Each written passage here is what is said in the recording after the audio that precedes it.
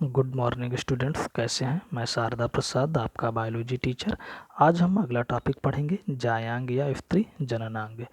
इससे पहले हम पिछली वीडियो में परागकण की संरचना व लघु युग्मक जनन के विषय में पढ़ चुके हैं। तो चलिए इसे शुरू करते हैं। जायांग की संरचना। जायांग मीन्स गायनोसियम। यह एक या अधिक अंडकों यानी कार्पेल से मिलकर बनता है। एक प्ररूपी अंडक में 3 भाग दिखाई देते हैं, जिसमें अंडाशय, वर्तिका तथा वर्तिकाग्र। जो आधार भाग होता है वो फूला हुआ होता है, जिसे ओवरी कहते हैं। और इस ओवरी में कई गोल रचनाएं दिखाई देती हैं, जिसे बीजांड या ओव्यूल कहते हैं। परागण के समय परागकण सर्वप्रथम वर्तिकाग्र से ही चिपकते हैं। स्त्री युग्मकोद्भिद, जिसे फीमेल गैमेटोफाइट कहा जाता है, बीजांड के अंदर भ्रूण कोश यानी एम्ब्रियो सैक के रूप में विकसित होता है। चित्र के माध्यम से समझते हैं। ये एक जायांग है, यानी कि इसको हम गायनोसियम या पिस्टल कह सकते हैं, जिसमें हमने बताया था कि ये कार्पेल से मिलकर बना होता है और इसके 3 भाग हैं। ये नीचे एक फूला हुआ भाग है जिसको ओवरी कहते हैं। फिर यहाँ से यहाँ तक एक लंबी ट्यूब है जिसको स्टाइल या वर्तिका कहते हैं। और ऊपरी भाग कुछ इस तरह से है जिसको हम वर्तिकाग्र या स्टिग्मा कहते हैं। ये जो ओवरी है इसमें कई गोल गोल रचनाएं दिखाई देती हैं। इन गोल रचनाओं को बीजांड या ओव्यूल कहा जाता है।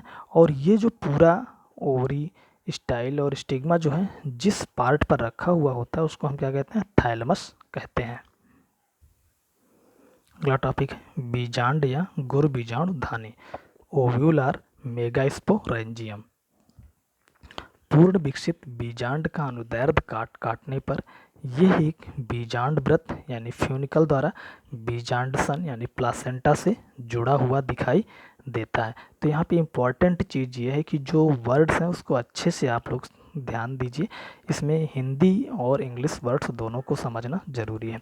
जिस स्थान पर फ्यूनिकल यानी बीजांड व्रत बीजांडसन यानी प्लासेंटा से जुड़ा रहता है उसे नाभिका या हाइलम कहलाता है या कहा जाता है। अगला है बीजांड का मुख्य शरीर बीजांड का यानी न्यूसेलस कहलाता है। यह आच्छादों से घिरा रहता है जिसे अध्यावरण कहते हैं, जिसको हम इंटेगुमेंट कहते हैं। और ये इंटेगुमेंट जो होते हैं बाहर की तरफ जो होता है उसको आउटर इंटेगुमेंट, और अंदर की ओर जो होता है उसे हम इनर इंटेगुमेंट कहते हैं। और किसी किसी में ये जो इंटेगुमेंट होता है वो 1, 2, 3 होता है।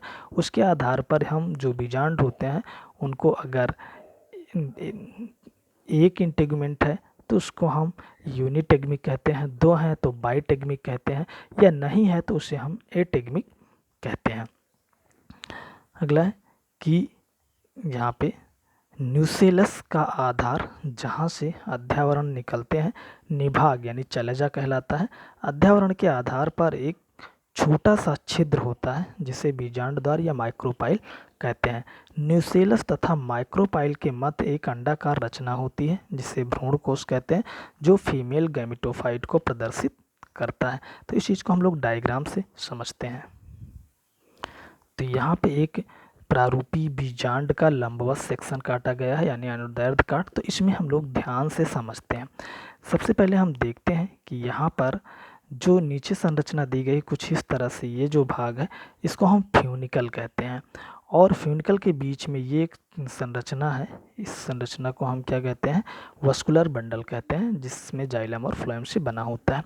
उसके बाद फिर हम यहाँ पर देखते हैं कि ये माइक्रोपाइल है, छिद्रयुक्त भाग, इसको माइक्रोपाइल कहा जाता है। और यहाँ पर माइक्रोपाइल और इसके बगल में देखिएगा ये जहाँ से अटैच है इसको हम हाइलम कहते हैं।